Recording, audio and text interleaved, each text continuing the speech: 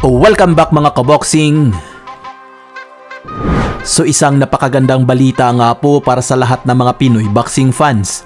Dahil 6 sa ating kababayan ang dumayo pa mismo sa bansang Thailand nitong nakalipas na Huwebes lamang ang parehong nakuha ang panalo sa kanilang mga naging laban.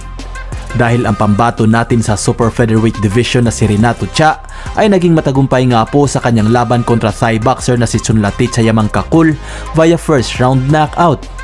2 beses nga pong nagawang mapabagsak ng ating kababayan ang Thai boxer sa kanilang naging laban. Matagumpay din ang undefeated at matibay natin na pambato sa flyweight division sa women's category na si Winnie Verano kontra sa wala pang panalo na Thai boxer na si Umsin Susit na may record na 0 win at 5 talo. Lahat ng talo nga po nitong si Susit mga kaboxing ay via knockout. 2 beses din nagawang mapabagsak ng ating kababayan si Susit bago tinigil ang laban at nakuha ang panalo via first round technical knockout.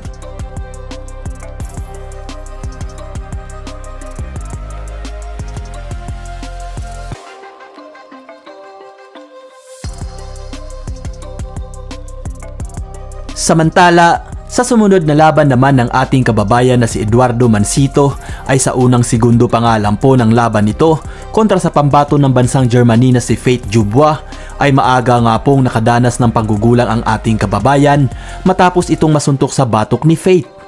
Makikita nga po natin mga kaboxing na tila intensyonal na ang pagbato ng suntok ng kalaban sa batok ng ating pambato at halatang nasaktan at bahagyang nahilo si Mansito.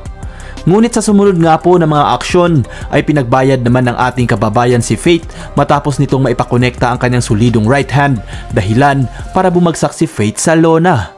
At sa round 2 nga po ng kanilang laban ay parehong umiscore ng knockdown ang dalawang boksingero. Ngunit sa mga sumunod na round nga po ay nagpatuloy pa ang panggugulang ni Faith sa ating kababayan kasama na dito ang headlocking at low blows dahilan para binawasan ito ng puntos ng referee.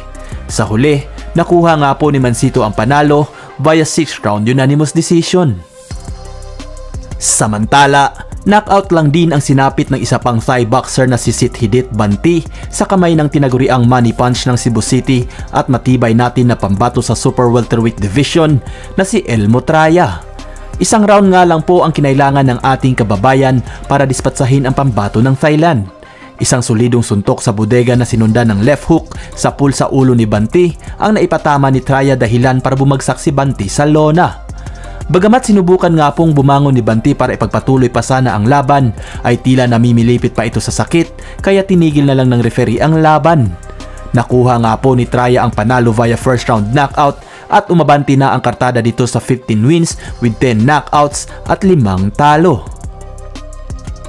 At sa laban nga po sa pagitan ng ating kababayan na si MG Odona kontra sa pambato ng bansang United Kingdom na si Harvey Hickey ay bagamat nagawang mapabagsak ng ating kababayan si Hickey sa 5th round ng kanilang laban ay maraming mga Pinoy boxing fans nga po ang nakapansin na tila kinapos na sa hangin at humina na ang istamina ni Odona pagdating ng huling round ng kanilang laban. Sa huli, nakuha pa din ng ating kababayan ang panalo via 6th round unanimous decision. Isa pang Thai boxer na si Watsirawit Sanpakorn ang di pinalad makuha ang panalo nang sinubukan nitong harapin ang isang Pinoy boxer na may 100% knockout power at tinaguriang takeover ng Baguio City na si Renden Opas. May kartada nga po itong 3 wins with 3 knockouts at 1 talo. Sa unang round pa nga lang po ng laban ng dalawa ay umiscore agad ng knockdown ang ating kababayan matapos nitong makapagpatama ng 2 solidong body shot kay Watsirawit dahilan para lumuhod ito sa lona. Bagamat nagawa pa naman itong magpatuloy hanggang round 2 ay pinunteriya na nga po ng ating kababayan ang bodega nito dahilan para bumagsak ito ng 2 beses bago tinigil ng referee ang laban. Nakuha nga po ang panalo ni Upas via 2nd round knockout at umabanti na ang record nito sa 4 wins with 4 knockouts at 1 talo.